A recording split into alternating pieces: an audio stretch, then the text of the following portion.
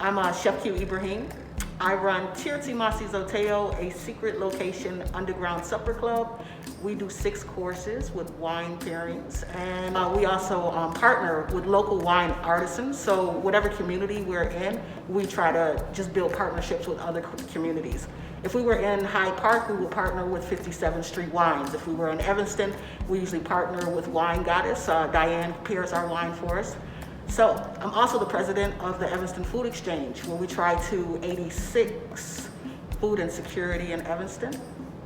I am a culinary educator. I've written a curriculum in partnership with a nonprofit organization for workforce development for Oakton Community College. And I work with youth organizations, 501c3s, to teach culinary art and urban agriculture.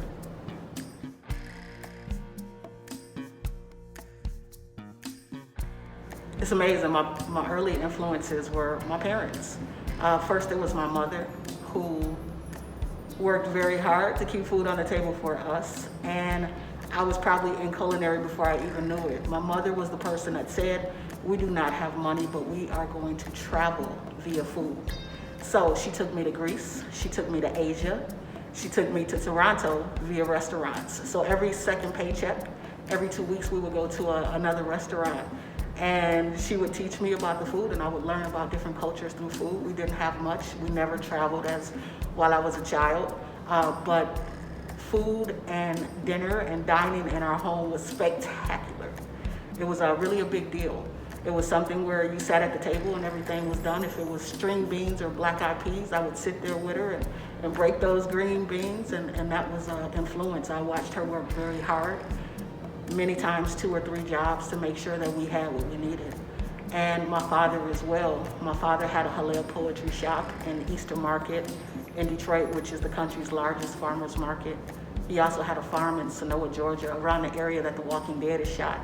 And still, lots of farming, lots of food, chickens and goats, and a lot of food. I was around that. I watched him do a lot from scratch and feed the family, and give away a lot of food as well. If we went to the markets, he would actually butcher chickens, and at the end of the day, he would deliver them to restaurants through the back doors. But there was always about 4 or 5 chickens left for the seniors. Seniors I never knew. He would always ring someone's doorbell after we were done with the day and take them food.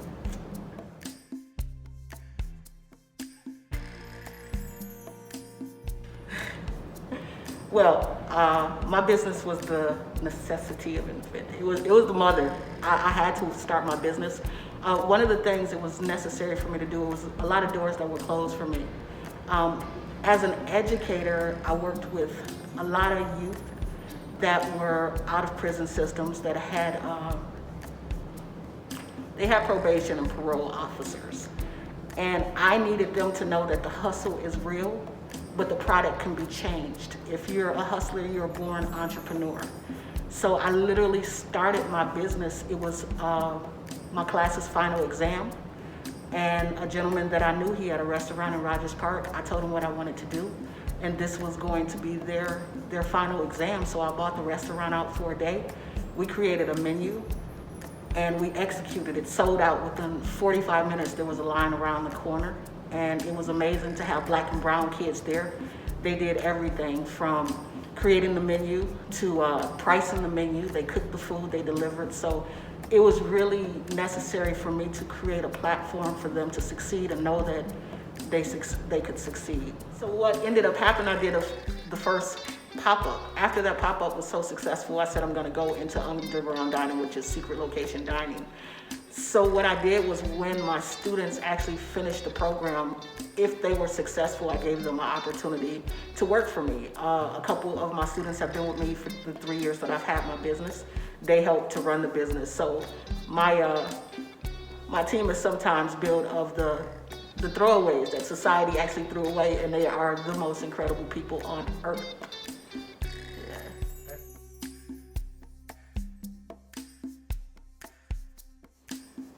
I work with a lot of youth. So within the community, you know so many kids and families.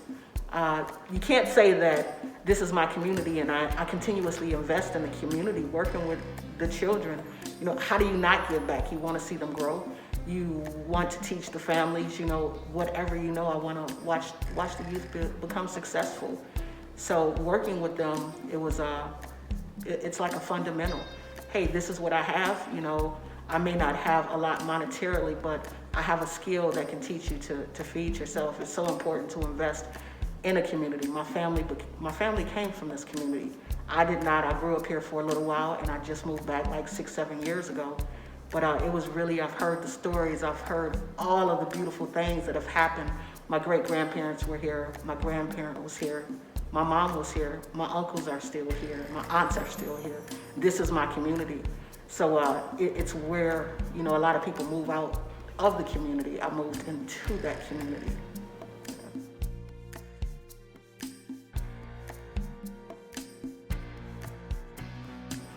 Interesting. So in culinary arts, just being a woman first, the house is ran by men, predominantly white males. They will always say, I applied at so many restaurants with the culinary art background when I moved to Chicago. And most of the restaurants, one for me, it was a name thing. So, my last name is Ibrahim, it's Arabic. A lot of headhunters see a name that they're not familiar with. If my name was Mercedes or Shaquanda, you see those names, and hunters aren't familiar with them, so you don't usually get that call back. Sometimes for a black woman, they say, well, you don't have the experience. Well, how do you get the experience if you can't get hired within that field? So it was really important for me after working and a lot of doors were closing or being treated a certain way. I was like, okay, necessity is the mother of invention. It is time for me to go out and start my own.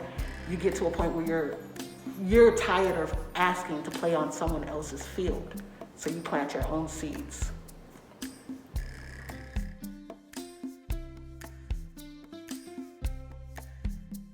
My experiences, a lot of my experience was self-taught until I got there. I would say we're in an age of a lot of information right now.